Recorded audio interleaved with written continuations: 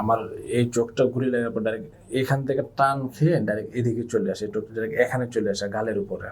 ওই বমির সাথে দেখা গেছে যে আসলে প্রচুর পরিমাণ রক্ত ব্লিডিং হয় ব্রেন থেকে। এই রোড দিয়ে হাঁটছি, দেখছি, আন্দোলনে ছিলাম, কিন্তু নতুনোত্তর বাংলাদেশ আর দেখা হইল না। এইটা খুব মাঝে মধ্যে খুব কষ্ট দেয় নিজেকে। নতুন বাংলাদেশ দেখা হলো না, নিজের চোখে দেখলাম না নিজের ছেলেকে, দেখলাম না নিজের চেহারাটা কার। আমরা তো আসলে 15-16 তারিখের পরের থেকে যখন আন্দোলনের বিভিন্ন ফলো আপ করি, দেখি, এবং মাঝখান থেকে কারফিউ যখন দিয়েছে, তো আমাদেরও তো আন্দোলনের সাথে সম্পৃক্ত ছিল। ওই যে রামপুরা বাড্ডা ওই রোডেও দেখা গেছে কি 18 তারিখ খুব গোলাগুলি হয়। তো দেখা গেছে তারপরে কারফিউ দিয়ে দেওয়া হয়। ওখানে অনেক আওয়ামী লীগের লোকজন অনেক ছাত্রদেরকে মারধর করে। আমরা কাউকে বাঁচানোর চেষ্টা করছি, কাউকে রক্ষা করার চেষ্টা করছি, কাউকে পারছি, কাউকে পারি নাই। এরকম অনেক ঘটনা আছে, এরকম সংঘবদ্ধভাবে মারতেছিল। আমরা যেহেতু আমার এলাকা যেহেতু মগবাজারে, আমি ছোট থেকে বড়ই হয়েছি মগবাজারে, তো কিছুটা পরিচিত ছিল কিছু লোকজন। তো আমরা 2-3 জন গিয়ে যখন দাঁড়াইছি যে তোমরা ওরা মারে না, তখন ওরা ছেড়ে দিত আর কি। তো তখন তারা গিয়ে দেখা গেছে যে এই পুরা রোডের ভিতরে যে আওয়ামী লীগের পোলাপান, ছাত্রলীগ এবং যুবলীগের পোলাপান যারা ওরা মারতেন বিভিন্ন ছেলেপেলেদেরকে, তখন তাদেরকে আমরা সেভ করার চেষ্টা করছি আর কি। আর এরকমভাবে দেখতাম যে পুলিশ কীভাবে ফায়ার করে, গুলি করে, আমরা দূর থেকেই দেখতাম। তখন আসলে আমরা পুরো অসহায় ছিলাম আর কি, মানে কিছু বলারও ছিল না।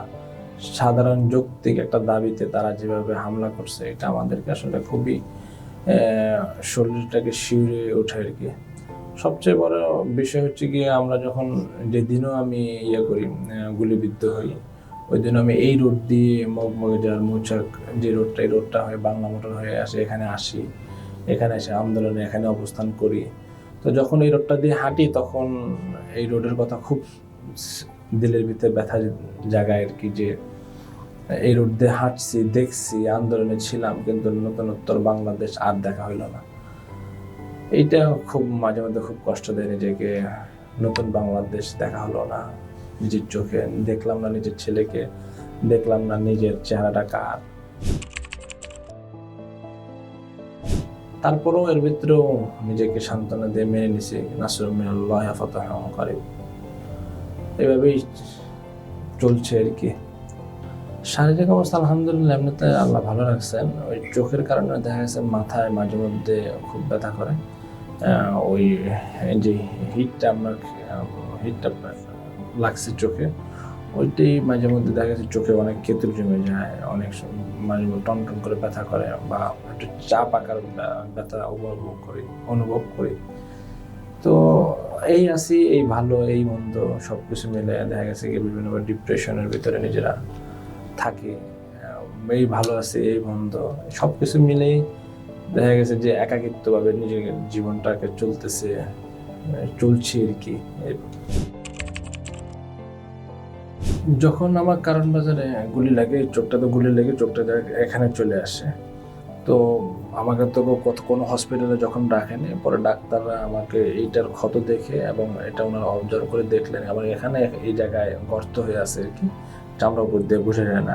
এখানে পরে যখন সার্জারি করে এগুলো ভেঙে গিয়েছিল, তো এটা ওনারা রিপেয়ার করে। তো পরবর্তীতে দেখা গেছে যে আমার এই চোখটা ঘুরে লাগার পর ডাইরেক্ট এখান থেকে টান খেয়ে ডাইরেক্ট এদিকে চলে আসে, এই চোখটা ডাইরেক্ট এখানে চলে আসে গালের উপরে। ওটার ভয়াবহ ছবি আমার মোবাইলে এখনো আছে আর কি, যে ছবিটা আসলে দেখলে খুবই ভয়ঙ্কর লাগে।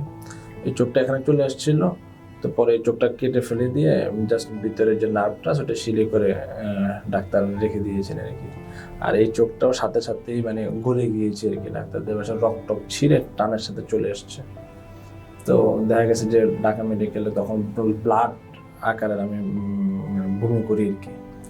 ওই বমির সাথে দেখা গেছে যে আসলে প্রচুর পরিমাণ রক্ত ব্লিডিং হয় ব্রেন থেকে। ডাক্তাররা বলতেছে যে এটা ভালো, মাথায় রক্ত যে জমে থাকতো চোখের আঘাতের কারণে ওই রক্তটা বের হয়ে গেছে, ফুল রক্ত, মানে আমি বমি করি আর কি। এই ছিল মানে ভয়ঙ্কর এক দৃশ্য এবং ভয়ঙ্কর এক বাস্তবতার মুখোমুখি হওয়া।